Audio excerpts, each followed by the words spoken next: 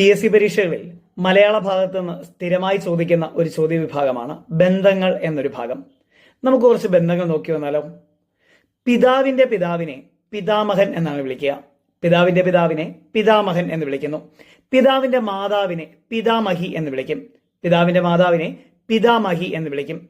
മാതാവിന്റെ പിതാവിനെ മാതാമഹൻ എന്നും മാതാവിന്റെ മാതാവിനെ മാതാമഹി എന്നും വിളിക്കും.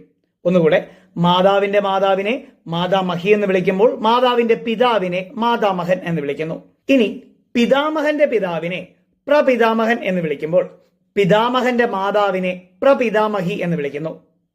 പിതാമഹന്റെ പിതാവിനെ പ്രപിതാമഹൻ എന്ന് വിളിക്കുമ്പോൾ പിതാമഹന്റെ മാതാവിനെ പ്രപിതാമഹി എന്ന് വിളിക്കുന്നു. മാതാമഹന്റെ പിതാവിനെ പ്രമാതാമഹൻ എന്ന് വിളിക്കുമ്പോൾ മാതാമഹന്റെ മാതാവിനെ പ്രമാതാമഹി എന്ന് വിളിക്കുന്നു.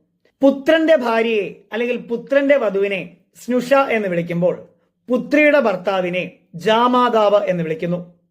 പുത്രന്റെ ഭാര്യയെ സ്നുഷ എന്ന് വിളിക്കുമ്പോൾ പുത്രിയുടെ ഭർത്താവിനെ ജാമാതാവ് എന്ന് വിളിക്കുന്നു. ഭാര്യയുടെ അല്ലെങ്കിൽ ഭർത്താവിന്റെ പിതാവിനെ ശ്വശുരൻ എന്ന് വിളിക്കുമ്പോൾ ഭാര്യയുടെ അല്ലെങ്കിൽ ഭർത്താവിന്റെ മാതാവിനെ ശ്വശ്രു എന്ന് വിളിക്കുന്നു. ശ്വശുരനും ശ്വശ്രുവും, ശ്വശുരനും ശ്വശ്രുവും. പുത്രന്റെ പുത്രനെ പൗത്രൻ എന്ന് വിളിക്കുമ്പോൾ പുത്രന്റെ പുത്രിയെ പൗത്രി എന്ന് വിളിക്കുന്നു. പുത്രന്റെ പുത്രൻ പൗത്രനും പുത്രന്റെ പുത്രി പൗത്രിയുമാണ്.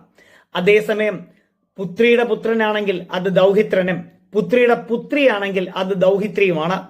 ഒന്നുകൂടെ, പുത്രന്റെ പുത്രൻ പൗത്രനും പുത്രന്റെ പുത്രി പൗത്രിയുമാണ്. പുത്രിയുടെ പുത്രനാണ് എങ്കിൽ അത് ദൗഹിത്രനും പുത്രിയുടെ പുത്രിയാണെങ്കിൽ അത് ദൗഹിത്രിയുമാണ്.